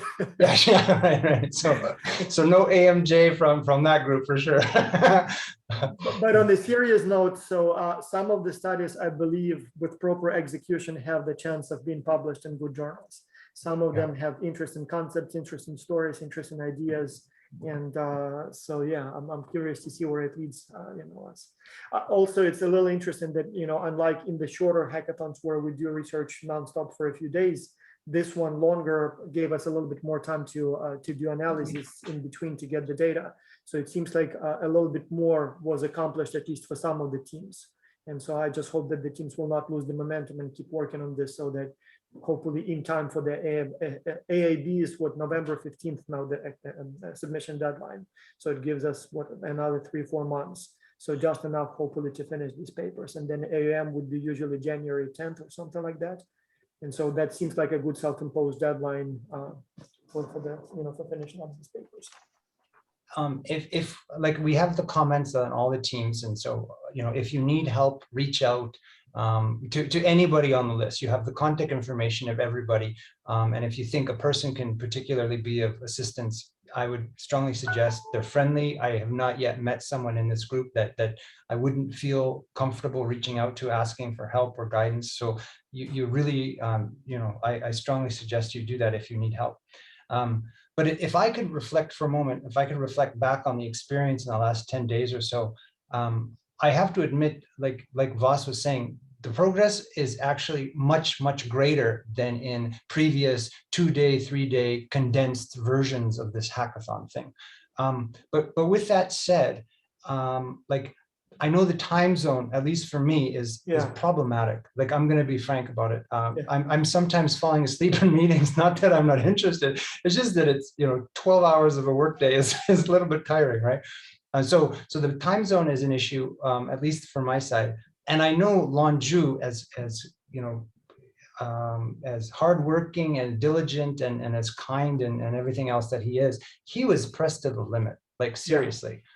So it's kind of unfair in that regard. Like, I know Wendy is an engine, like she just keeps working, but in this case, Lonju has to balance like half the projects by himself. And so we need to figure out a way to, I guess, if we're going to have an intense working time, to balance that effort or that commitment out, because it's kind of unfair to request someone to work all the time, on these things. So I don't know how to do that. And if you guys have some thoughts, that'd be great. So as we will be preparing the next one, it seems to me that, there are several lessons here. So one is that maybe the best format moving forward could be some sort of a hybrid, or rather a combo, not a hybrid, but a combo, where we will, so it seems like some of the things that are done in face-to-face intensive several days still have value. I mean, first, you fully switch off from the rest of the world. Second, there is a lot of sort of between the session stuff going on. So where people get to know each other more, where people, think about maybe some projects not related to the hackathon. So it definitely allows you to sort of build those closer relationships. But also this, online extended preparation allows you to, look at the data more carefully, prepare the data. Almost always, as you noticed, there is always something missing in the data as you start digging in. And so I wonder if we may then plan next year or something like with this, a few weeks of leading to the event, where people start looking at the data, maybe selecting the studies, so that we have, by the time we meet face to face, everything's prepared, at least as far as the data goes, and maybe as the main idea is being developed. So maybe we will start like this and then top it up with face-to-face several days, or the other way around, start face-to-face, but with the goal of only developing the ideas, and then moving, following up with a few, intensive weeks of the actual analysis. And second, Justin, just what you said just now. So not only that some people may have, lesser method skills to run all those analyses, but sometimes also that takes a lot of time and energy. And I wonder if moving forward, it would be sort of advisable to maybe involve more people, like, for example, Lonju or Justin for that matter, whose job would be maybe even graduate students. Like, for example, the way we found Lonju was that I had some money in one of my grants, and it was expiring like within 2-3 months. And I had a bunch of hypotheses that I always wanted to test and never had the time. And I literally placed an ad saying that I'm looking for someone who can run a lot of analysis in the next few weeks. And so Lonju replied, and at that time he was a PhD student. And so he just ran analysis nonstop. And then we never stopped working together, even though then he became a professor and now we co-authored a few things. But I wonder if maybe we should look for maybe another 1 or even 2, maybe even PhD students with very strong method skills, whose job will be to crank out analysis so that the team can just simply come up, okay, add this, check for that, can you check for that moderator? How about if you move these things around? How about if you use this variable instead? And so that may be something that will allow the team to move faster for the PhD student to maybe earn, some authorship, and everybody can win in the process. So the other thing I've noticed that in particular for the method skills, an understanding of multi-level models. Now, that could be SEM or that could be mixed effects models, but like that is not a strength among us, right? On average, I don't think the average member of a X culture community really has a good grasp of that. So if you're going to put out an ad, you need to include that one. Well, yeah, as we will be preparing for the next one, we might want to look at that. And I know some people want to do their own analysis, which is great. So some people use analysis so sophisticated that maybe it's impossible to find someone else who can do it comfortably. But for others who just have some good ideas and can write, but are not particularly interested in working with the data, that might be sort of a way to speed up the process. I'm not sure, Ernesto, did you raise your hand or is it? Yes, if I can, just a comment about the hackathon in general, and in particular in relation to Longzhu, as Longzhu is not here. Yes, Longzhu has been actually doing a lot of work, and we all know that. But there is also a positive side, I would say, because actually Longzhu has a co-authorship basically in all the paper with maybe just one or two exceptions. So it is sort of putting the eggs in different baskets. And I am certain that at least among all those papers, some of them will go through, at least at the conference level. So this is to say that actually the role of an analyst in the hackathon is not all that bad, especially if we have someone that is talented and has skills in there. Because yes, it is actually a lot of work, but we also know that it is actually a lot of work also in writing the paper. Because actually doing the analysis is a big obstacle for people that are not able to do the analysis.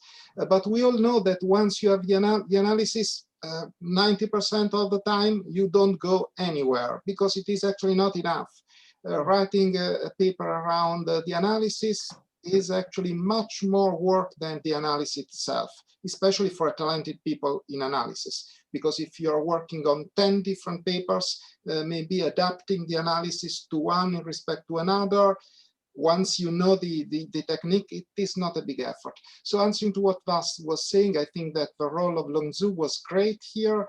And if Longzhu is doing this, it is great. But in the future, it will not be bad to have one analyst in the hackathon or two, I think, because actually preparing the database for 10 different papers, and then people that are different abilities and different familiarity with the data set, all those people would be back to us asking for additional stuff, problems, and so on. On the opposite, Longzhu has the data, knows how to work them. So having one analyst is not all that bad. And I don't think we are actually damaging that person too much, because again, she is co-author in all the paper, and so it is not a good setting of the hackathon. So I was saying this also just in relation to how to organize the hackathon. So having one analyst or two is not all that bad, I think.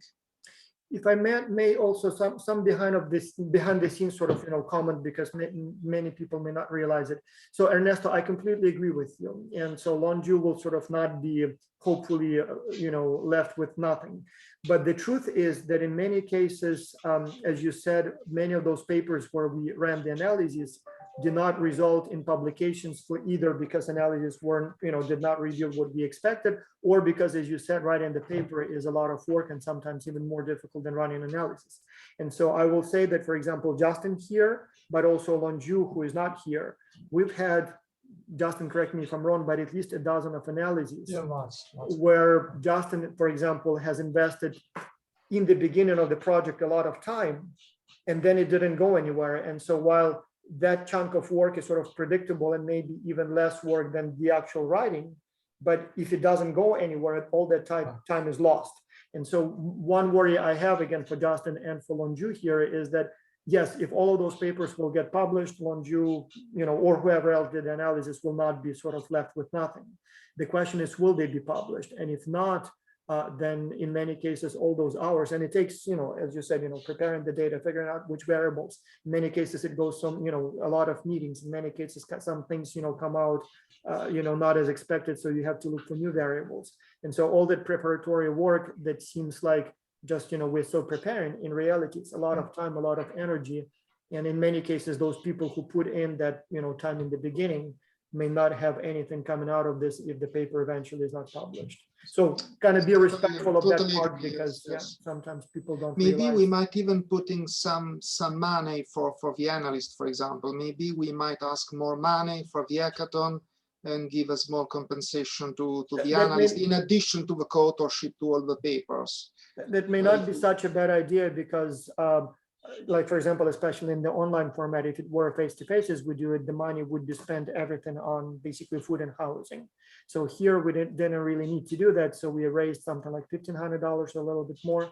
And so it's not a huge amount of money, but there is really nothing that we need to spend on it, other than there were some expenses that we need to cover. But maybe, yes, maybe use that money in the future for, for some analysts. Although again, not only that is a huge amount of work. Like, for example, Justin was managing the preparation. And from what I've seen, we are talking about dozens and dozens of hours, spent on coordination, figuring out the dates, managing the team. There were 4 of us actually who originally signed up, but in the end, it turned out that Justin was doing most of the work. And so again, it's not part of any specific paper, but it's still, dozens of hours invested in making those papers possible, sort of indirectly. And so, yes, maybe we should start thinking about some sort of, if not compensation, then at least some sort of incentives for people who do the administrative work related to the data, and then obviously the actual analysis. Yes, totally agree. It was not my intention to underestimate, on the opposite. I think it did the great work, and it is good to have one person that is doing it. This time, I'll just tell you, so this time I don't see Justin all the time, so I know how much work it was because I was in many of those meetings.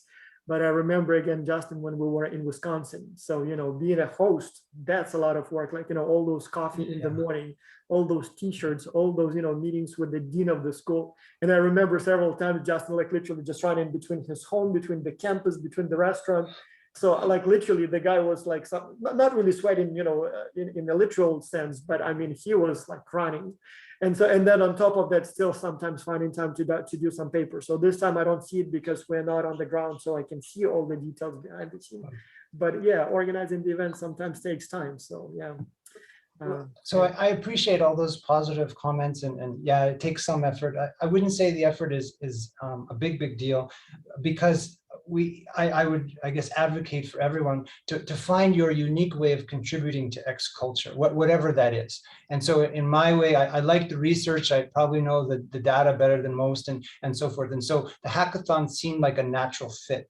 But you could do all kinds of other things, whatever those needs be. So think about how you can contribute, I guess, and then do the best you can with the role that you can play, right? That's the whole thing here. And I'm obviously looking for feedback. I volunteered to do this in a perpetual basis. So if you don't like me, too bad for you, because I'm going to come back next time, unless someone throws me out, which is always possible.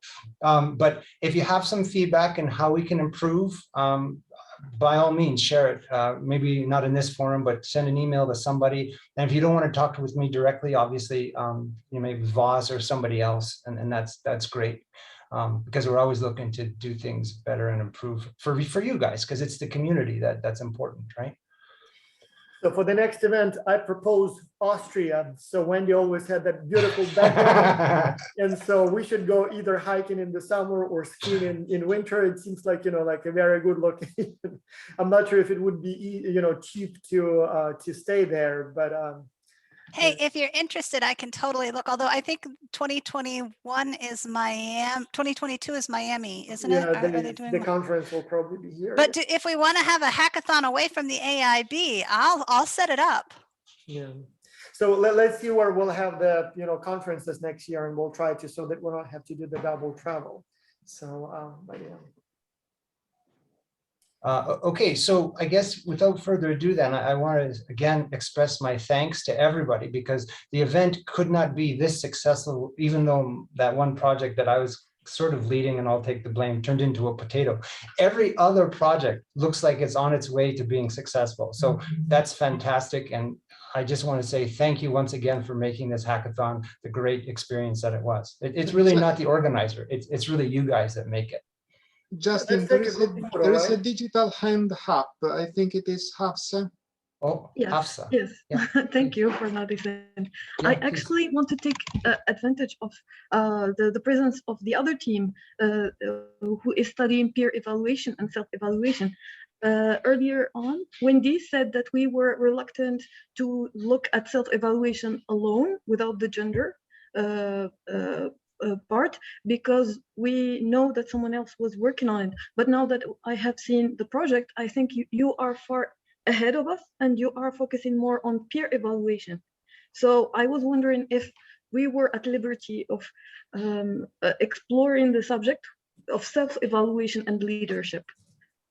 That's the first part of my note. Second part is we will be really interested in the narcissism, the data that evaluated the narcissism of the participants too. So that's all. Thank you. So I can't speak to the gender one, but the narcissism was actually measured in only one part of one semester. So you're probably not going to get what you need out of it. Just to be it was still clear. a couple hundred teams, but it was not the entire group. Yeah. It's a pretty hot topic these days after Mr. T left the office, the presidential office. But importantly, yeah, it is a hot topic, and so this one or other ideas. So we will start a new round of data collection in a few weeks. We have a few requests for data collection, but there are still, there is still room. And so if you have some interesting, promising ideas that you need data collected for, do let me know. So in the next few weeks, we will be planning that, data collection effort. And yeah, if it's something that you think may lead to good publications, let's collect the data. Can you provide a soft deadline for that?